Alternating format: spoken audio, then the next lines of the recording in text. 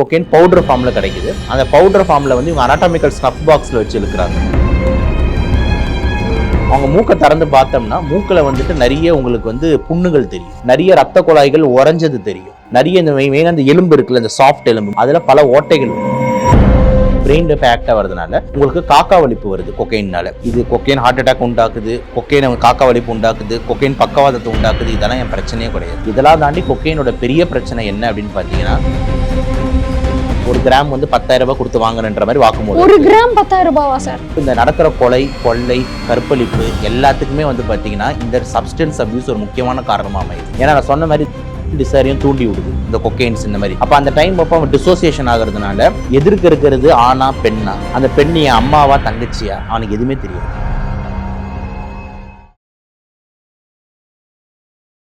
Health குரு வியூவர்ஸுக்கு வணக்கம். இன்னைக்கு நம்ம கூட டாக்டர் சபரிநாத் தான் இருக்காங்க. அவங்க கூட தான் பேச போறோம். வணக்கம் சார். வணக்கம் மேடம். எப்படி சார் இருக்கீங்க? நல்லா இருக்கேன். சார், ஆக்சுவலி இன்னைக்கு வந்து சர்வதேச போதை ஒழிப்பு தினம் சார். இப்போ நம்ம கம்பேரிட்டிவ்லி இப்போ இருக்கிற பீரியட் பார்த்தோம் அப்படின்னா எல்லாருக்குமே இந்த ட்ரக்ஸ்ன்றது அதிகப்படியாக கிடைக்குது.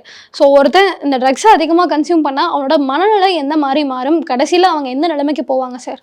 இல்லை, அந்த ட்ரக்ஸுன்றது ஒரு பெரிய டாப்பிக்கு, ஓகேங்களா? ஃபார்மகாலஜிலே பெரிய டாப்பிக்கு. ஸோ இந்த ஒரு ட்ரக்ஸுக்கு வந்து ஒரு மாதிரி சைட் எஃபெக்ட்ஸும் சரி, பக்க விளைவுகளும் நிறைய இருக்குது. இப்போ எக்ஸாம்பிள் வந்து ஒரு சின்ன ஸ்டார்டிங் ட்ரக் எடுத்துக்கிட்டோம்னா காஞ்சான்னு உங்களுக்கு கேள்விப்பட்டிருப்பீங்களா? கெனாபிஸ், அதாவது கஞ்சா. அந்த கஞ்சா. ஸோ அந்த கஞ்சான்னு சொல்லக்கூடிய கெனாபிஸ் அதை கூட கிளாஸில் பிரிக்கலாம்.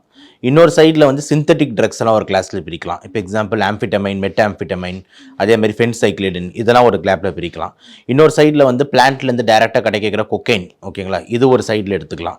இந்த மாதிரி வந்து ட்ரக்ஸ்லேயே வந்துட்டு இத்தனை ரேஞ்சஸ் நம்மளுக்கு வந்து இருக்குது. இது எல்லாமே வந்து போதை தரக்கூடிய பொருள் தான். இதோட கொஞ்சம் கம்மியாக அப்படின்னு பார்த்தீங்கன்னா தான் நம்மளோட ஆல்கஹால், மது இதெல்லாம் வருது. அதோட கொஞ்சம் கீழே தான் இந்த சிகரெட், நிக்கோட்டின் இந்த குரூப்லாம் வருது, பான் பராக் இந்த குரூப்லாம் வருது. ஸோ இது வந்து உச்சப்பட்ட ரொம்ப அதிகமான ஒரு நிலையில தான் வந்து இந்த சிந்தட்டிக் ட்ரக்ஸ் வந்து இருக்குது. ரொம்ப ரொம்ப இம்பார்ட்டன்ட் விஷயம் வந்து இது legally banned in India. Okay, வேர்ல்டுலேயே பல இடத்துல வந்து பார்த்தீங்கன்னா இந்த காஞ்சாவை தவிர மற்ற எல்லா ட்ரக்ஸுமே பேண்டு தான், ஓகேங்களா? அந்த சிந்தட்டிக் ட்ரக்ஸ், நார்கோட்டிக்ஸ்னு சொல்லக்கூடிய எல்லா ட்ரக்ஸுமே பேண்டு தான். எல்லா எந்த கண்ட்ரியுமே எங்கள் ஊரில் நார்கோட்டிக்ஸ் நீங்கள் ஃப்ரீயாக எப்போ வேணால் யூஸ் பண்ணிக்கலாம், எந்த கண்ட்ரியுமே சொல்லாது.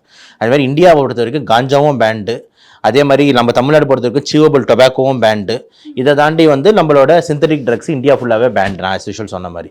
அப்போ இவ்வளோ தூரம் பேண்டாக இருக்கிறது வந்து எப்படி கிடைக்குதுன்றது ஒரு பெரிய கேள்விக்குறி தான், ஓகேங்களா? ஸோ கண்டிப்பாக வந்துட்டு கவர்மெண்ட்டுக்கு வந்து தெரியாமல் தான் இந்த விஷயங்கள்லாம் வந்துட்டு உலா வருது. ஓகே, இதுக்கு அர்த்தம் வந்து கவர்மெண்ட்டுக்கு தெரியாமல் நான் அந்த மீனிங்கில் எடுத்துக்க வேண்டாம். அதாவது கவர்மெண்ட்டுக்கு இதெல்லாம் நடக்குதுன்னு தெரியுது, பட் ஆனால் வந்துட்டு ஆனாலும் பண்ணுறாங்கன்னா பிளாக் மார்க்கெட்டில் எந்த அளவுக்கு அவங்களுக்கு ஒரு இது இருக்கும் அப்படின்ட்டு நம்ம யோசிச்சா வந்து கண்டிப்பாக தேவை இருக்குது. ரைட், என்ன மாதிரி பக்க விளைவு அப்படின்னு ஒரு சும்மா 1-2 ட்ரக் பார்ப்போம். இப்போ எக்ஸாம்பிள் கொக்கைன், ஏன்னா இப்போ சமீபமாக சர்ச்சை அது ஒன்று போயிட்டு இருக்கு. இப்போ நம்ம பேசிக்கிட்டு இருக்க தருணத்தில் கொக்கைன் பற்றி நிறைய விஷயங்கள். கொக்கைன் பொறுத்த வரைக்கும் அது ஒரு பவுடர் ஃபார்மில் எல்லாம் கன்சியூம் பண்ணுறாங்க. ஆனால் ரொம்ப அறிவுபூர்வமான விஷயம் என்னன்னா, கொக்கைன் முதல்ல கண்டுபிடிச்சது எதுக்காக உங்களுக்கு தெரியுமா? மெடிக்கல் பர்பஸ்க்காகவா சார்? ஆமாம், மெடிக்கல் பர்பஸ் தான். அது வந்து கொக்கைன் ஃபர்ஸ்ட் இன்வென்ட் பண்ணதுக்கு ரீசனே அது வந்து பார்த்தீங்கன்னா மருத்து போகிறதுக்கு ஒரு ஊசி மாதிரியோ, மருத்து போகிறதுக்கு ஒரு அனஸ்தீஷியா ட்ரக்காக தான் அது கண்டுபிடிக்கப்பட்டது. ஸோ அது ஒரு லோக்கல் அனஸ்தெட்டிக், ஓகேங்களா? கொக்கைன்ன்றது ஒரு நல்ல லோக்கல் அனஸ்தெட்டிக். அந்த விஷயத்தை அது கண்டுபிடிக்கப்பட்டது. ஆனால் அப்புறம் தான் அதோட சைட் எஃபெக்ட்ஸ் வந்து பார்த்தீங்கன்னா நிறைய பேர் இதில் ரொம்ப அடிக்ட் ஆகிறாங்க, டிபெண்டன்ஸ் ஆகிறாங்க, திருப்பி அந்த மருந்து வேணும்னு கேட்குறாங்க போது தான் அந்த ட்ரக்ஸ் எல்லாம் வந்துட்டு கொக்கைன் வந்து யூஸ் பண்ணக்கூடியது.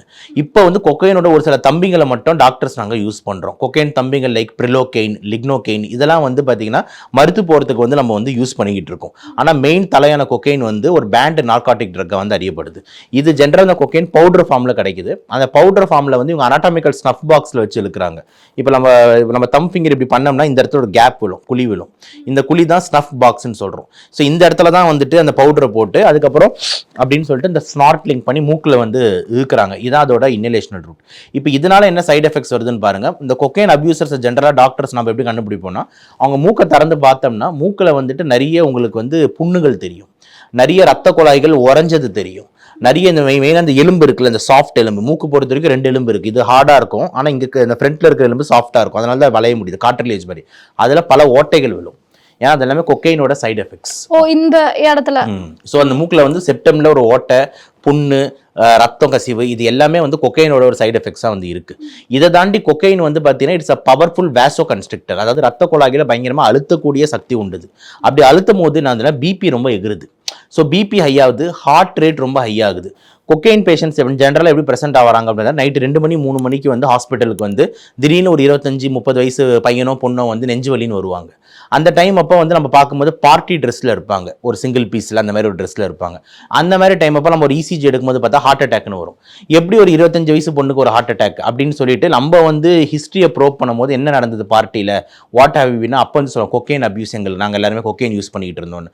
ஸோ கொக்கைன் வந்து ஹார்ட் அட்டாக்கை உண்டாக்குது, ஓகேங்களா, because of its powerful vasoconstriction. Heart arrhythmia, அதாவது ஹார்ட் நார்மலாக இப்படி துடிக்குதுன்னா அந்த ஹார்ட் ரேட்டை வந்து இந்த மாதிரி வந்து ஷேக் பண்ண ஆரம்பிக்குது, அரித்மியாஸை உண்டாக்குது. ஸோ கொக்கைன் பொறுத்த வரைக்கும் ஹார்ட் அட்டாக், அரித்மியாஸ் இது ரெண்டுமே கொக்கைன் வந்து ஏற்படுத்துது அப்படின்றது ரொம்ப இம்பார்ட்டண்டான பாயிண்டாக வந்து இருக்குது. இதை தாண்டி இன்னொரு சைடு கொக்கைன் என்ன அப்படின்னு பார்த்தீங்கன்னா நியூராலஜிக்கல், ஏன்னா பிரெயின் இப்போ ஆக்டாக வரதுனால உங்களுக்கு காக்கா வலிப்பு வருது கொக்கைன்னால. ஸோ கொக்கைன் பேஷண்ட் நிறைய டைம் காக்கா வலிப்போட ப்ரெசென்ட் ஆகுறாங்க. இது எல்லாமே வந்து பக்க விளைவாக வந்து கொக்கைனுக்கு இருக்குது. ஆனால் நான் பேசுகிறது என்ன முக்கியமான விஷயம்னா, இது கொக்கைன் ஹார்ட் அட்டாக் உண்டாக்குது, கொக்கைன் காக்கா வலிப்பு உண்டாக்குது, கொக்கைன் பக்கவாதத்தை உண்டாக்குது, இதெல்லாம் என் பிரச்சனையே கிடையாது. இதெல்லாம் தாண்டி கொக்கைனோட பெரிய பிரச்சனை என்ன அப்படின்னு பார்த்தீங்கன்னா, it is highly addictive, it is highly addictive, it is addictive. புரியுதா நான் சொல்றது? இதுதான் ரொம்ப ரொம்ப தப்பு. என்னன்னா ஒரு விஷயம் இருந்தாதான் நான் ஏங்குவேன், அது இல்லைன்னா என்னால் ஏங்க முடியாது அப்படின்றது ரொம்ப பேடான விஷயம். அப்போ காலையில் ஏஞ்சோன்னு இந்த கொக்கைன் அவன் தேடுறான், அது இல்லை அப்படின்னா அவன் வேலைக்கு போக மாட்டான், அது இல்லைன்னா அவன் எந்த வேலையும் செய்ய மாட்டான், அது இல்லைன்னா he won't be doing his any routine work. அப்போ யோசிச்சு பாருங்க அவனோட டெய்லி திங்கிங் கெப்பாசிட்டி எவ்வளோ மோசமாக மாறுதுன்ட்டு. அப்போ இதுதான் வந்து ரொம்ப ரொம்ப டேஞ்சரஸான விஷயம். Cocaine highly addictive. Okay, so இது வந்து பார்த்தீங்கன்னா ஒரு யுஃபோரிக் எஃபெக்ட் கொடுக்குது. யுஃபோரிக் எஃபெக்ட்னா ரொம்ப ஒரு ஹாப்பியான ஜாலியான எஃபெக்ட்ஸ் எல்லாம் வந்து கொடுக்குது. அவன் நைட்டு ஃபுல்லாக பார்ட்டி பண்ணலாம், நைட்டு ஃபுல்லாக அப்படியே ஒரு சிரிச்ச நிலையிலே இருந்துக்கிட்டு இந்த எல்லாமே அது வந்து எஃபெக்ட் வந்து ட்ரக் வந்து கொடுக்குது. ஸோ நான் என்ன சொல்கிறேன்னா, இந்த சிந்தட்டிக் ட்ரக் பொறுத்த வரைக்கும் அந்த ஹைலி அடிக்ஷன் தான் வந்துட்டு நம்மளுக்கு ஒரு பெரிய பெரிய ஆபத்தான விஷயம். அந்த நம்ம இப்போ சர்ச்சையில் வந்த நடிகர் கூட வந்து ஓப்பனாக சொல்லியிருந்தாரு. என்னன்னா ஒரு 3 நாள் 4 நாள் என்னை பழக்கப்படுத்திட்டாங்க, திருப்பி நான் 5ஆவது நாள் நானே அதை தேடி போய் நான் அதை பயன்படுத்துறேன் அப்படின்ற மாதிரி வாக்குமூலம் சொல்றாரு. ஸோ அப்போ யோசிச்சு பாருங்க, ஒரு 3 நாள் 4 நாள் பழக்கப்படுத்தினாலே அது எவ்வளோ திருப்பி நம்மளுக்கு ஏங்க வைக்குதுன்ட்டு. ஸோ பிரெயின் அந்த அளவுக்கு அது வந்து ட்ரிகர் பண்ணி ட்ரெயின் பண்ணிடும், அது இல்லாமல் எதுவுமே பண்ண முடியாதுன்ட்டு. அப்போ இந்த இடத்துல மக்களுக்கு நம்ம சொல்லக்கூடிய செய்தி என்ன நடக்குதுன்னா, அப்போ யோசிச்சு பாருங்க, இந்த சப்போஸ் ஒரு மிடில் கிளாஸ் பையன் இந்த மாதிரி ஏஜ் குரூப்ல இந்த மாதிரி ஒரு சகவாசம் வந்து தெரியாம வந்து அடிக்ட் ஆயிட்டான்னு வச்சுக்கோங்க. அவன் வந்து சப்போஸ் வந்து இது கிடைக்கல, ஏன்னா இதை வந்து பார்த்தீங்கன்னா ரொம்ப காஸ்ட்லி மருந்துகள், ஒரு கிராம் வந்து 10,000 ரூபாய் கொடுத்து வாங்கணுன்ற மாதிரி வாக்குமூலம். ஒரு கிராம் 10,000 ரூபாவா சார்? ஓகேவா? அப்போ யோசிச்சு பாருங்க, உங்களுக்கு சப்போஸ் அந்த பையனுக்கு வந்து அந்த நான் சொல்லக்கூடிய அந்த சாமானிய அந்த மிடில் கிளாஸ் பையனுக்கு திடீர்னு வந்து 2-3 நாள் கிடச்சிட்டு அதுக்கப்புறம் இல்லைன்னும் போது அவன் மார்க்கெட்டுக்கு போகிறான், 10,000 ரூபாய் விலைன்றாங்க. சரின்னு சொல்லிட்டு ஏதோ அரட்டை போட்டு கதை 10,000 ரூபாய் வாங்கி அன்றைக்கி ஒரு நாள் 2 நாள் பண்ணிடுறான். அதுக்கு அடுத்த நாள் பிரச்சனை வந்து பார்த்தீங்கன்னா சொல்கிறாங்க, அந்த இவங்க அந்த டார்கெட் ஏஜென்ட்ஸ் என்ன பண்ணுவாங்கன்னா, வேணுன்ட்டு 20,000 ஏன்னா அவன் சொல்றது தான் ரேட்டு. இதுல வந்து ஒன்றும் எம்ஆர்பி கிடையாது. நீங்க போய் மளிகை கடையில் போயிட்டு இந்த சாஸ் பாட்டில் 10 ரூபா தானே, இந்த சுகர் 1 கிலோ 20 ரூபா தானேங்க, பெட்ரோல் விலை 100 ரூபா தானே சொல்ல முடியாது. ஏன்னா இதெல்லாம் பிளாக் மார்க்கெட். அவன் சொல்றதா ரேட்டு, அவன் 20,000 சொல்லுவான். இன்னைக்கு விலை ஏறிடுச்சு ப்ரோ, இன்னைக்கு 20,000 ப்ரோன்னுவான். அப்ப இந்த ப்ரோ என்ன பண்ணும், வேற வழி இல்லாம வாங்கிதான். அப்ப வந்து பாத்தீங்கன்னா அந்த காசு எங்க வாங்குறது, கடன் வாங்குறதா, அப்படி இல்லைன்னா வந்துட்டு வேற ஒரு ப்ரோ செயின் மாட்டின்னு போனா அந்த ப்ரோ செயினை அறுக்கலாமா, இல்லைனா ஒரு ப்ரோ வந்து பார்த்தீங்கன்னா போயிட்டு இருந்தால் அந்த ப்ரோவோட வீட்டை கொள்ளடிக்கலாமா அப்படின்ட்டு இந்த ப்ரோ யோசிக்க தோணும். அப்போது இந்த நடக்கிற கொள்ளை கற்பழிப்பு எல்லாத்துக்குமே வந்து பார்த்தீங்கன்னா இந்த சப்ஸ்டன்ஸ் அபியூஸ் ஒரு முக்கியமான காரணமாக அமையுது. ஏன்னா நான் சொன்ன மாதிரி டிசைரையும் தூண்டி விடுது இந்த கொக்கைன்ஸ் இந்த மாதிரி. அப்போ அந்த டைம் அப்போ அவன் டிசோசியேஷன் ஆகிறதுனால எதிர்க்க இருக்கிறது ஆணா பெண்ணா, அந்த பெண் என் அம்மாவா தங்கச்சியா அவனுக்கு எதுவுமே தெரியாது. அப்போது உங்களோட டோட்டல் மைண்டை வந்து சீர்குலைக்குது. அப்போ பல தவறுகள் வந்து நடக்கக்கூடும். இதை தான் நான் மெயினான ஆபத்தாக பார்க்குறேன். மற்றபடி அவன் கொக்கைன் அடிச்சுட்டு ஹார்ட் அட்டாக் வந்து இறந்து போனால் சந்தோஷம், போய் தொலை அப்படின்னுலாம், ஓகேங்களா. பட் ஆனால் அந்த கொக்கைன் அடிச்சுட்டு அவனுக்கு மட்டும் இல்லாமல் சொசைட்டியில் இருக்கிற மற்றவங்களுக்கும் பல பாதிப்புகள் வரக்கூடிய வாய்ப்புகள் அதிகமாக இருக்குது. யோசிச்சு பாருங்க, ஒரு கொக்கைன் அடிச்சுட்டு ஒரு நல்ல BMW பென்ஸ் காரில் 200 ஸ்பீடில் வரான், ஓகேங்களா. நம்ம எதிர்க்க நீங்கள் 2 வீலரில் வரீங்க, ஓகேங்களா. சரி பாவம் எதுக்கு நீங்கள் வேற யாராவது வராங்க, ஓகே. அப்போ அந்த 200 ஸ்பீடில் அவன் வந்து என்ன தடுமாட்டத்தில் ஓட்டுவாங்கன்னு யோசிச்சு பாருங்க. டக்குன்னு அடிச்சா என்ன ஆகும்? அப்போ பல ஆக்சிடென்ட்டுகள் நடக்குது. அப்போ இது எல்லாத்துக்குமே இந்த போதை கலாச்சாரம் ஒரு முக்கியமான விஷயமா இருக்குது. அப்போ நம்ம அதை தடுக்கணும் அப்படின்றது தான் நம்ம வாதமாக இருக்குது. சார், இப்போது நிறைய பேர் வந்து இந்த ட்ரக்லேருந்து மீண்டு வரணும் அப்படின்னு சொல்லிட்டு இங்கே இந்த நிறைய அடிக்ஷன் ரீஹாப் சென்டர்லாம் இருக்கும்ல சார், அங்கே போயிட்டு உண்மையிலேயே அவங்களால அதை கண்ட்ரோல் பண்ணி வெளியே வர முடியுமா? ஆனால் இன்னும் சிலர் என்ன சொல்கிறாங்கன்னா, எனக்கு ஆல்கஹால் பழக்கம் மட்டும்தான் இருந்துச்சு, நான் அந்த அடிக்ஷன் சென்டர் போய் தான் ட்ரக்கு எடுத்துக்கிறதே எனக்கு பழகம் வந்துருச்சு அப்படின்ற மாதிரிலாம் சொல்கிறாங்களே சார். அங்கே அந்த ரீஹாப் சென்டரில் என்னெல்லாம் நடக்கும்? இல்லை, ரீஹாப் சென்டர் பொறுத்த வரைக்கும் வந்து ரொம்ப இம்பார்ட்டண்ட்டாக வந்து பார்த்தீங்கன்னா ஒரு ப்ராப்பர் ரீஹாப் சென்டராக இருக்கணும். நீங்கள் சொல்கிற மாதிரி நிறைய தவறுகள் வந்து எல்லா சென்டர்லையும் நடக்கக்கூடும், ஓகேங்களா. ஏன்னா அந்த இடத்துல பார்த்தீங்கன்னா ரீஹாப் அப்படின்றது ஒரு காமன் நேம். சிகரெட் விட்றவங்களும் அங்கே தான் வருவாங்க, கஞ்சா விடுறவங்களும் அங்கே தான் வருவாங்க, ட்ரக்ஸ் விடுறவங்களும் அங்கே தான் வராங்க. அப்படின்னும் போது அது வந்து ஒரு சீர்திருத்த முகாம் மாதிரி வந்துட்டு நம்மளுக்கு வருது. மெயினாக ரீஹாப் சென்டரோட நோக்கம் என்ன அப்படின்னு பார்த்தீங்கன்னா, அவங்கள டைவர்ஷன் டாக்டிக்ஸ் பண்ணுறது தான். இப்போ நான் ஒரு விஷயத்துக்கு அடிமையாக இருக்கேன்னு வச்சுக்கோங்க. சப்போஸ் ஒரு எளிமையாக காமனாக நடக்கிற சினாரியோ என்ன, ஒரு பெண்ணு அது என்ன ஏமாத்திருச்சு, லவ் ஃபெயிலியர், இது ஒரு காமன் ஒரு சினாரியோ. அந்த மாதிரி இருக்கு. நான் அந்த பெண்ணை மறக்கணும், என்ன பண்ணுறது, வேற ஏதாவது விஷயங்களை என் கண் முன்னாடி காமிச்சிக்கிட்டு என்ன டைவர்ட் பண்ணிக்கிட்டே இருக்கணும். அவளை விட வாடா, வா ஒரு பப்புக்கு போவோம், வா ஒரு 100 பேர் இருப்பாங்க வா அப்படின்னும் போது எனக்கு மைண்ட் ஏதாவது மாறுதா அப்படின்ற மாதிரி நம்ம மைண்டை மாற்றுறது தான் ரீஹாப் சென்டர் பண்ணும். ஸோ ரீஹாப் சென்டர் வந்து பார்த்தீங்கன்னா உங்களுக்கு கேம்ஸ் இருக்கும், ரீஹாப் சென்டரில் உங்களுக்கு நல்ல ஃபுட் இருக்கும், ரீஹாப் சென்டரில் வந்துட்டு உங்களுக்கு வந்து கம்பெனிஸ் இருக்கும், இதை தாண்டி சைக்காலஜிஸ்ட் இருப்பாங்க, உங்ககிட்ட நிறைய மோட்டிவேட் பண்ணி பேசணும், சைக்கியாட்ரிஸ்ட் உங்களுக்கு கொஞ்சம் மாத்திரைகள் தருவாங்க. இந்த மாதிரி விஷயங்கள்லாம் நிறைய நடக்கும். ஆனால் இதெல்லாம் கரெக்டாக பண்ணோம்னா சூப்பராக இருக்கும். ஆனால் யோசிச்சு பாருங்க, நம்ம வந்து ஒரு சில ரீஹாப் சென்டர்ஸ் நீங்கள் சொல்கிற மாதிரி வந்துட்டு நிறைய தவறுகள் நடக்கிறதுக்கு வாய்ப்பு இருக்குது. யார் வந்து அதை மானிட்டர் பண்ணுவா? அவ்வளோ சிஸ்டமேட்டிக்காக நடக்குமா? அப்படி சிஸ்டமேட்டிக்காக நடக்கணும்னா எவ்வளோ காசு தேவைப்படும்? புரியுதா நான் சொல்கிறது? அப்போ அவ்வளோ காசு வந்துட்டு மக்கள்கிட்ட வந்து கொடுத்து அந்த ரீஹாப் சென்டரில் போய் அவங்க சரி பண்ணிப்பாங்களா அப்படின்னா பெரிய கேள்விக்குறி. ஏன்னா இங்கே நிறைய அடிக்ட்ஸ் வந்து பார்த்தீங்கன்னா இந்த middle class, lower middle class, இந்த ஏஜ் குரூப் ஆளுங்க நிறைய பேர் இருக்காங்க. ஓகேங்களா? ஏன்னா பாப்புலேஷன் அவங்க தான் அதிகம். ஓகே, பெரிய பெரிய தலைங்கள்லாம் வந்து பார்த்தீங்கன்னா வந்து நம்மளுக்கு வெளியவே தெரியாது என்ன நடக்குது அப்படின்னு சொல்லிட்டு. அப்போ இந்த ஏஜ் இதுவெல்லாம் இந்த ரீஹாப் இப்போ யோசிச்சு பாருங்க, பெரிய சூப்பர் ஸ்டாராக இருக்காங்க, பெரிய ஒரு இதுவாக இருக்காங்கன்னா அவங்க போய் ஏதாவது ஒரு முகாமில் போய் சேர்ந்துக்கிட்டு உட்காந்து இதெல்லாம் பண்ணி அவங்க வீட்டுக்குள்ளே ரீஹாப் ஆக்கிடுவாங்க. ஓகேங்களா? ஸோ அந்த மாதிரி நம்மளுக்கு வெளியவே தெரியாது அந்த நியூஸ்லாம், யார் யார் என்ன எடுக்கிறாங்க, என்ன பார்ட்டி வி டோன்ட் எனிதிங்.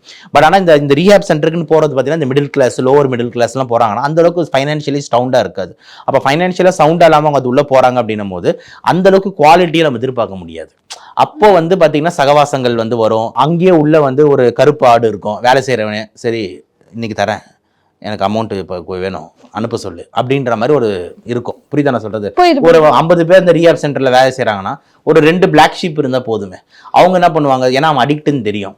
அப்ப அவங்கிட்ட இருந்து ஒரு 4000 5000 வாங்கிட்டு தூண்டி விட்டு அதை வந்து காசாக்கி நான் உனக்கு ஒரு கஞ்சா ஒரு சின்ன விட்டு தரேன், ஒரு 5000 ரூபாய் கொடு அப்படின்ற மாதிரி அவங்ககிட்ட காசு வாங்க. இதெல்லாம் ஈஸியா நடக்கலாம். ஓகேங்களா? அப்போ அது ஒரு சக்சஸ்ஃபுல் ப்ரோக்ராமா அமையிறது வந்துட்டு வாய்ப்பு குறைவாயிடுது. இதுதான் நீங்க சொல்ற விஷயம். பட் ஆனா வந்துட்டு இந்த மாதிரி விஷயங்கள்லாம் வந்து கரெக்டா அந்த யார் அதை நடத்துறாங்களோ அவங்க கண்காணிச்சு சிசிடிவி சர்வைலன்ஸோட இதெல்லாம் கொண்டு வரந்தா இதெல்லாம் இந்த ரீஹாப் சென்டர் கரெக்டா நடத்தணும். ஆனா நம்ம இந்த ட்ரக்ஸ்ல இருந்து வெளியே வரதுக்கு வேற ஆப்ஷன் இல்லைன்னு நீங்க புரிஞ்சுக்கணும்.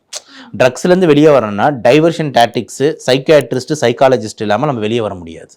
அப்போ அந்த டைவர்ஷன் டாக்டிக்ஸ் கொண்டு வர்றது ரீஹாப் சென்டர் தான். ப்ளஸ் உள்ள சைக்காலஜி, சைக்கியாட்ரிஸ்ட் என்ன பண்ணுவாங்க, மாத்திரைங்க கொடுப்பாங்க, டிப்ரெஷனுக்கு மாத்திரை, தலைவலிக்கு மாத்திரை, இதெல்லாம் கொடுத்துக்கிட்டாங்க. சைக்காலஜிஸ்ட் உட்காந்துட்டு கேர்ள் ஃப்ரெண்டோட அதிகமாக 10 மடங்கு பேசுவாங்க. ஓகேங்களா? அவங்க கிட்ட புரிய வைக்கிறது, பேசுறது, இது அதுன்னு சொல்லிட்டு அதான் அவங்களோட வேலை. மைண்டை அந்த மூல செலவை செய்யறதுன்னு சொல்றாங்களே, அதுதான் சைக்காலஜிஸ்டோட வேலை. மூணாவது இன்னொரு சைடில் வந்துட்டு நம்மளோட டைவர்ஷன் டாக்டிக்ஸ். இது எல்லாமே சேர்ந்து நடந்தா மட்டும்தான் வந்து இந்த ட்ரக்ல இருந்து வெளியே வர முடியும். ஸோ அந்த இடம் நடத்துறவங்களாம் வந்துட்டு ரொம்ப கரெக்டாக அவங்க பொறுப்பை உணர்ந்து கரெக்டாக நடத்தணும் அப்படின்றது நம்ம பார்வை. இன்னொரு கோரிக்கை என்ன அப்படின்னு பார்த்தீங்கன்னா, அரசாங்கம் இதுக்கெல்லாம் வந்து ஒரு பெரிய முன்னெடுக்க இருக்கணும். இப்போ டிஅடிக்ஷன் சென்டர் அப்படின்னும் போது இப்போ இது நிறைய சொல்றாங்க, நாங்கள் வந்து ஒரு டிஸ்ட்ரிக்ட் வச்சிருக்கோம், சின்ன பொட்டி ரூமா இருக்கு, இல்லைன்னா ஒரு மருத்துவமனையில் ஒரு ரூம் டிஅடிக்ஷனுக்கு வச்சிருக்காங்க. அதெல்லாம் வேலைக்கு ஆகாது. இப்போ டிஅடிக்ஷன் சென்டர்னா எப்படின்னா, இப்போ யோசிச்சு பாருங்க, இப்போ வந்து ஒரு ரிசார்ட்டுக்கு போறீங்க அப்படின்ற மாதிரி இருந்தால் அந்த ரிசார்ட்டில் ஸ்விம்மிங் பூல் இருக்கு, சாப்பாடு இருக்கு, ரூம்ஸ் இருக்கு, லான் இருக்கு, பீச் இருக்கு, அவ்வளோ இது இருக்குல்ல. அந்த அளவுக்கு அரசு வந்து ஒரு 100 ஏக்கர்ல ஒரு இடம் எடுத்து, ஓகேங்களா, தமிழ்நாட்டுக்கே ஒரு மாடல் ரீஹாப் சென்டர் இந்த சென்னையில் இங்கே இருக்கு, ஈசிஆர்ல இருக்கு அப்படின்னு சொல்லிட்டு ஒரு 100 அரசாங்கத்துக்கிட்ட இல்லாத இடமா. ஸோ ஒரு 100 ஏக்கர் எடுத்து அங்கே ஒரு ரீஹாப் சென்டர் அரசாங்கமே இன்வெஸ்ட் பண்ணி அவங்க வந்து டெவலப் பண்ணலாம். ஏன்னா இங்கே பல மது பிரியர்கள் அதிகமாக இருக்காங்க. ஓகேங்களா? அப்படிதானே சொல்லணும், மது பிரியர்கள் தானே சொல்லணும், சொல்லல அதான் கேட்டேன். மது பிரியர்கள் அதிகமாக இருக்காங்க. அதே மாதிரி பார்த்தீங்கன்னா இன்னொரு சில ட்ரக் அடிக்ட்ஸ் அதிகமாக இருக்காங்க. இதெல்லாம் விடணும்னு நினைக்கிறவங்களுக்கு ஒரு கரெக்டான ஒரு ரெஃபரல் சென்டரை வந்து அரசே ஒன்று நடத்தினா இந்தியாவிலே ஒரு பெரிய பேராக இருக்கும் தமிழகத்துக்கு. தமிழ்நாட்டில் இந்த மாதிரி ஒரு சென்டரா 100 ஏக்கரில் எல்லாம் உள்ளே வந்து பல விஷயங்களை வச்சு இப்படி ஒரு ரீஹாப் சென்டரா, அது உள்ளே போய் யாராக இருந்தாலும் வந்து பரிசுத்த ஆவியாக வெளியே வரலாமா அப்படின்ற லெவலுக்கு வந்து நம்ம ஒரு பேச்சும் பொருளாக ஆக்கலாம். அரசாங்கம் வந்து இதெல்லாம் ஒரு பெரிய ஒரு இம்பார்ட்டன்ட் விஷயமா வந்து மக்களுக்காக எடுக்கணுன்றது நம்ம கோரிக்கையாக இருக்குது. சரி, இப்போ முன்னாடியெல்லாம் வந்து யங்ஸ்டர்ஸ் இல்லை 20+, 30+ அந்த மாதிரி தான் ட்ரக்ஸ் அதிகமாக யூஸ் பண்ணுவாங்க. ஆனால் இப்போ 18 வயசுக்கு கீழே இருக்க பசங்க கூட மூளைக்கு மூளை நின்று அங்கங்கே பப்ளிக்காகவே இந்த கஞ்சாலாம் வலிச்சுட்டு போயிட்டு இருக்காங்கல்ல சார். ஸோ அவங்க இந்த மாதிரி இவ்வளோ கம்மியான வயசுல இதெல்லாம் கற்றுக்கிறதுக்கு என்ன காரணமாக இருக்கும்? என்னை பொறுத்த வரைக்கும் பார்த்தீங்கன்னா, நான் வந்து கண்டிப்பாக இந்த சகவாசம், சோஷியல் என்ன சொல்கிறது, இந்த சோஷியலைசேஷன், இதை நம்ம குற்றம் சொல்கிறது அப்படின்றது வந்துட்டு ஒரு செகண்ட் பார்ட்டாக தான் வைக்கணும். ஃபர்ஸ்ட் பார்ட் வந்து அவைலபிலிட்டி. இது ரொம்ப ரொம்ப இம்பார்ட்டன்ட். ஈஸியாக கிடைச்சாதான் ஒரு விஷயம் கையில் வருது. இப்போ யோசிச்சு பாருங்க, இப்போ நான் இங்கே உட்காந்துக்கிட்டு எனக்கு இப்போ வந்து ஒரு ஒயிட் கேர்ள் ஃப்ரெண்டு தான் வேணும் அப்படின்னு அடம் பிடிச்சோன்னா கிடைக்காது. ஏன் அது அமெரிக்காவுக்கு போனால் தான் கிடைக்கும், இல்லைன்னா வேற ஊருக்கு போனால் தான் கிடைக்கும். நம்ம ஊரில் என்னதான் முக்கினாலும் நம்மளோட கேர்ள்ஸ் தான் எனக்கு கிடைக்கும். கரெக்டாக இல்லையா? அப்போ அவைலபிள் எனக்கு இல்லை. அப்போ நான் என்ன ஆப்ஷன் நான் தேர்ந்தெடுக்கிறேன், சரிம்மா இந்த பொண்ணை கல்யாணம் பண்ணிக்கிறேம்மா, இந்த பொண்ணு ஓகேம்மா அப்படின்னு தேர்ந்தெடுக்கிறேன். நீ அடம் பிடிச்சாலும் கிடைக்காது. அப்போது அவைலபிள் இருக்கிறதுனால தான் இவங்க எல்லார் கையிலையும் கிடைக்குது. இங்கே தான் மெயின் பிரச்சனை. அப்போ எப்படி அவைலபிள் ஆகுது அப்படின்னும் போது தான் கவர்மெண்ட்டோட ரெஸ்பான்சிபிலிட்டி இங்கே ரொம்ப கூடுதலாக வருது. ஓகேங்களா? ஸோ எப்படி உங்களுக்கு தெரியாமல் வருது, அது எந்த ஆட்சியாகவும் இருக்கட்டும், லெட் இட் பி சென்ட்ரல் ஆட்சி ஆர் தி ஸ்டேட் ஆட்சி, அது நம்மளுக்கு அது கவலை இல்லை. நம்மளுக்கு தேவை வந்து மக்களுக்கு பொறுத்த வரைக்கும் வந்துட்டு அது கையில் கிடைக்குதுன்னா இல்லாமல் எப்படி கிடைக்கும்? அப்போ இருக்குன்னா அதுக்கு யார் பொறுப்பு? அதுக்கு கவர்மெண்ட் தான் பொறுப்பு. அப்போ கவர்மெண்ட் ஏன் என்ன பண்ணுறீங்க? உங்ககிட்ட தான் வந்துட்டு நார்காட்டிக்ஸ் பியூரோ சைடில் இருக்குது, உங்ககிட்ட வந்து தனியாக வந்து ஸ்டேட்டோட போலீஸ் இருக்குது, இன்டெலிஜென்ஸ் இருக்குது, இவ்வளோ விஷயங்கள் வந்து உங்களுக்கு இருக்குன்னும் போது நீங்கள் தானே அதுக்கு வந்து நடவடிக்கை எடுக்கணும். அது வந்து ரொம்ப இம்பார்ட்டண்ட்டாக முதல் விஷயமா நான் பார்க்குறேன். ஒன்று. ரெண்டாவது வந்து பார்த்தீங்கன்னா இந்த பசங்க பொறுத்த வரைக்கும் இதெல்லாம் ஈஸியாக கிடைக்கும் போது இந்த பழக்கத்துக்கு வந்து ஆளாகும் போது பார்த்தீங்கன்னா நிறைய ஓப்பனாக சொல்லி தான் ஆகணும். ஒரு சில நிறைய பார்த்தீங்கன்னா வந்து நம்ம படத்தில் அவேர்னஸ் கிரியேட் பண்ணுறோன்ற பேரில் நிறைய விஷயத்த நம்மளே சொல்லிடுறோம். புரியுதா நான் சொல்றது? இந்த ஸ்மோக்கிங் இது அது அதே மாதிரி நிறைய ஹீரோயிசமோ இல்லை எந்த ஹிந்தி படமா எடுத்துக்கோங்க, ஹாலிவுட் படமா எடுத்துக்கோங்க, தமிழ் எந்த படமா எடுத்தீங்கன்னா ஒரு mass entry of the hero ஒரு mass entry of the villain வந்து புகை இல்லாம இருக்காது. ஓகேங்களா? அப்படியே புகை தான் ஃபர்ஸ்ட் வரும், அதுக்கப்புறம் மூஞ்சி அப்படி வரும். ஓகேங்களா? ஸோ இப்படி பிடிக்கிறது எப்படி நிறைய இது. ஸோ அப்படின்னு இருக்கும் போது கண்டிப்பா சோஷியல் மீடியாவும் அந்த சினிமேட்டிக் இன்ஃப்ளூயன்ஸ்ன்றது இருக்கு. ஏன்னா எல்லாருமே நிறைய டைம் வந்து போன்ல ஸ்பெண்ட் பண்றோம், என்டர்டைன்மெண்ட் நம்மளுக்கு வேற எதுவும் இல்லைன்னும் போது அதை தட்டும் போது பாத்தீங்கன்னா மாஸ் சீன்ஸ் அப்படின்னும் போது இப்படிதான் வருது. எல்லா பசங்களும் வந்து பாத்தீங்கன்னா எனி பாய் ஆர் புள்ளிங்கோ யாரா இருந்தாலும் வந்து எனக்கு மாசா இருக்கணும்னு ஆசை. ஓகேங்களா? அப்படி பார்க்கும்போது அவன் அப்படி 10 வச்சு இப்படி நடந்தா பெரிய இது போல இருக்கடா அப்படின்ற மாதிரி அவன் ஒரு தப்பு கணக்கு போடுறான். யாரும் வந்து அப்துல் கலாம் ஐயா பேசுறத பார்க்க மாட்டேன்றான். ஓகேங்களா? இல்லைன்னா அந்த நம்மளோட நம்பி சார் பேசுறத பார்க்க மாட்டேன்றான். குகேஷ் எப்படி செஸ் விளையாடி ஜெயிச்சான்றதை பார்க்க மாட்டேன்றான். தலைவனுக்கு பார்க்கறதெல்லாம் பார்த்தீங்கன்னா மாஸ் என்ட்ரி எப்படி கொடுக்குறாங்க அப்படின்ட்டு அதே மாதிரி ஒரு ட்ரெஸ்ஸை மாட்டுவோமா, அதே மாதிரி வந்து பத்த வைப்போமா அப்படின்னு. ஸோ அந்த இன்ஃப்ளூயன்ஸும் வருது. மூணாவது வந்து பார்த்தீங்கன்னா அது ஒரு நார்மலைசேஷன் மாதிரி ஒரு லெவலுக்கு ஆகுது. இதுவும் ஒரு பெரிய பிரச்சனை. என்னன்னா இதெல்லாம் ஒரு மேட்டரா, எல்லாரும் படி பிடிக்கிறது தானே, என்ன அவன் பிடிக்கலையா இவன் பிடிக்கலையான்ட்டு எல்லாருக்கும் ஒரு உதாரணம் சொல்ற மாதிரி ஒரு விஷயமா ஆயிடுது. அப்ப இந்த இடத்துல வந்து பாத்தீங்கன்னா சொசைட்டியே மாறணும்னா பல பெரிய தலைகளும் இன்ஃப்ளூயன்சர்ஸும் மாற வேண்டிய ஒரு தேவை இருக்கு. ஓகேங்களா? எல்லாருமே வந்துட்டு நான் அந்த படத்துக்காக தான் பிடிச்சேன், நான் ரியல் லைஃப்ல அப்படி இல்லை அப்படின்னு ஒரு வாக்குமூலம் கொடுக்குறாங்க. ஆனா படத்திலேயே முடிஞ்ச அளவுக்கு வந்துட்டு ஸ்டார்டிங்லேயே ஹீரோ பேசலாம். ஓகேங்களா? இது வந்து ரொம்ப தவறுப்பா அப்படின்ட்டு. ஸோ இந்த மாதிரி காட்சிகள்லாம் ஏதோ கொண்டு வந்திருக்காங்க. பட் இதெல்லாம் இன்னும் இது பண்ணணும். ஸோ இதெல்லாம் வந்து பண்ணணும். அதுக்கப்புறம் தேர்ட் வந்து பார்த்தீங்கன்னா என்ன பொறுத்த ரெஸ்பான்சிபிலிட்டி பேரண்ட்ஸ்க்கு இருக்கு. ஏன்னா பேரண்ட்ஸ் பொறுத்த வரைக்கும் பார்த்தீங்கன்னா நிறைய வீட்டில் பார்த்தீங்கன்னா பசங்களை மிரட்டினே தான் இருக்காங்களே தவிர இந்த ஃப்ரெண்ட்ஷிப் ஆங்கிள் பேரண்ட்ஸ்க்கு வந்து டீல் பண்ணுறதுன்றது கொஞ்சம் குறைவாக தான் இருக்கு. அவன் வந்து பயப்படுறான். அதாவது இவங்க கிட்ட பேசுறதுக்கு, இவங்க அவங்ககிட்ட பேசுறதுக்கு பயப்படுறாங்க. ரெண்டு பேரும் வந்து மீட் பண்றது சாப்பிட்ற இடமா இருக்கு. அதுக்கப்புறம் காலங்காத்தால வெஞ்சு போயிடுறான். ஸ்கூல்ல என்ன படிக்கிறான் அதெல்லாம் ஒன்றும் தெரிய மாட்டேங்குது. ஸோ அவங்ககிட்ட வந்துட்டு ஒரு ஃப்ரெண்ட்லி பிஹேவியரா, அவங்ககிட்ட வந்து ஒரு ஃப்ரெண்டு மாதிரி. எங்க பிரச்சனை நிறைய அந்த இடத்துல டிஸ்டன்ஸ் கிரியேட் ஆகுதுன்னா இந்த பொண்ணுங்க கிட்ட பேசக்கூடாது, பசங்க கிட்ட பேசக்கூடாது. இந்த இடத்துல ரிஃப்ட் ஆரம்பிக்கிறதுனால தான் இந்த ட்ரக்ஸ் தான் ஈஸியா உள்ள வருது. அதை ஒரு நார்மலைசேஷனாக ஆக்கணுன்ற நான். உனக்கு பிடிச்ச பொண்ணை பாடுறா, அதை இப்போ ஒத்துக்குச்சுன்னா பார்ப்போம், அவங்க ஒத்துக்கலான்னு நீ ஃபீல் பண்ணக்கூடாது அப்படின்ற மாதிரி ஒரு பேரண்ட்டா மேட்டர் ஓவர். ஓகேங்களா? ஸோ அவன் வந்து ஓகே எனக்கு இந்த ஃப்ரீடம் கொடுத்துருக்காங்க அம்மா அப்பானா மற்ற விஷயத்தெல்லாம் அவன் ஈஸியாக ஓப்பன் அப் பண்ணுவான். இந்த இடத்துல நீங்க வந்து அந்த இடத்துல வேற பையனை பார்த்துட்டு அவ்வளவுதான், வேற பொண்ணை பார்த்துட்டு அவ்வளவுதான் அப்படின்னும் போது நம்ம யாரு தெரியும்ல, நம்ம மதம் என்ன அவன் மதம் என்னன்னு தெரியும்ல, நம்ம ஜாதி என்ன அவன் ஜாதி என்ன தெரியும்ல அப்படின்ற மாதிரி ஒரு விஷயத்தை கொண்டு வரும்போது பசங்களுக்கு வந்து தேவையில்லாம வந்து ஒரு ப்ரெஷர் வந்து போடுற மாதிரி ஆயிடுது. அப்ப அவன் எல்லாத்தையும் மறைக்க ஆரம்பிச்சிடறான். எதுக்கு இவங்க கிட்ட ஷேர் பண்ணிக்கிட்டு, நம்மளுக்கு தான் பிரச்சனை, அவன் சொன்னா பிரச்சனை, ஓடுற வரைக்கும் ஓடட்டும், அப்புறம் கதையை பார்த்துப்போம் அப்படின்ற மாதிரி இவன் ஒரு ட்ராக் எடுத்து. ஸோ அப்படி இல்லாம சின்ன வயசுல இருந்தே அவங்களை வந்து புரிஞ்சு அவங்களை ஃப்ரெண்ட்லியா நடத்தி அவங்க கிட்ட போகும்போது நீ ஆஸ் அ ஃப்ரெண்ட் அவனுக்கு அட்வைஸ் பண்ண முடியும். ஸோ பேரண்ட்ஸ் தான் ஈஸியாக வந்து கண்காணிக்க முடியுன்றதுனால பேரண்ட்ஸ்க்கு ஒரு பெரிய ரோல் இருக்குன்றதை நம்ம மறுக்க முடியாது. அதை தாண்டி வந்து நிறைய பேர் இருக்காங்க மேடம், நண்பர்கள், என்ஜிஓ, இவங்க எல்லாருமே இருக்காங்க. இவங்க எல்லாருமே சேர்ந்து தான் ஒரு சொசைட்டி டெவலப் ஆகுது. அதே மாதிரி நம்மளுக்கும் ஒரு ரோல் இருக்கா சார், டாக்டரா நீங்க கேட்கும் போது வந்து கத்திக்கிட்டு இருக்கேன். அதே மாதிரி மீடியா நீங்க அதை பரப்புறீங்க, எல்லாருக்குமே ரோல் இருக்கு, நம்ம எல்லாருமே பண்றோம். ஸோ ஏன் பசங்க 16லயும் வராங்க அப்படின்னும் போது நான் சொல்ற அந்த 4-5 பாயிண்ட் இதுதான். ஈஸியாக கிடைக்குது. ஓகேங்களா? அதில் வந்து அவனுக்கு வந்து இந்த மாதிரி சினி இதெல்லாம் பார்த்து ஈஸியாக இன்ஃப்ளூயன்ஸ் ஆகிறாங்க. அதை அடிச்சதுக்கு அது ஒன்ஸ் உள்ளே போகிறதுக்கு தான் மேம் இதெல்லாம் தேவை. ஒன்ஸ் உள்ளே போயிட்டா அது உங்களை பார்த்துக்கும். புரியுதா நான் சொல்றது? அந்த உள்ள என்ட்ரி ஆகிறதுக்கு தான் வந்து இந்த ஃபோர்ஸ்லாம் புஷ் பண்ணும். உள்ள போயிட்டு அவன் அதுக்கு மயங்கிடுவான். ஏன்னா அதோட அழகு ரொம்ப அழகு. ஓகேங்களா? நம்ம அழகுலாங்க அதை ஒன்ஸ் அவன் போட்டுட்டான் அப்படின்னா, அந்த சுவையை கண்டுட்டானா அந்த போதை அவனை திருப்பி ஏற்கவே அதுதானே அடிக்ஷன். ஓகேங்களா? அப்போ அவன் அடிக்ட் ஆயிட்டானா அதுக்கப்புறம் வந்துட்டு எந்த ஹீரோ என்ன ஐயா தெரியாம என்ன நடிச்சிட்டேன், அப்படி தெரியாம நான் வாயில போட்டேன், பண்ணாதீங்க அப்படின்னு சொன்னா கூட அவன் கேட்க மாட்டான். ஏன்னா அவன் அதை ஆல்ரெடி முழுகிட்டான். ஸோ வருங்கால மாணவர்களையாவது வருங்கால சங்கதிகளையாவது ட்ரக் ஃப்ரீ சொசைட்டியை மாத்துறது தான் நம்மளோட நோக்கமாக இருக்கணும். இப்போ இருந்தவங்களையும் சரிப்படுத்துறதுக்கு வந்து நல்ல ஒரு நீங்கள் சொல்ல ஸ்டாண்டர்ட் ரீஹேப் சென்டர்ஸை வந்து உருவாக்கி அவங்களையும் வெளியே கொண்டு வர பார்க்கணும். ஸோ அப்படிலாம் ஒரு சொசைட்டி டெவலப் ஆச்சுன்னா தான் நம்மளுக்கும் நல்லது, நாட்டுக்கும் நல்லது.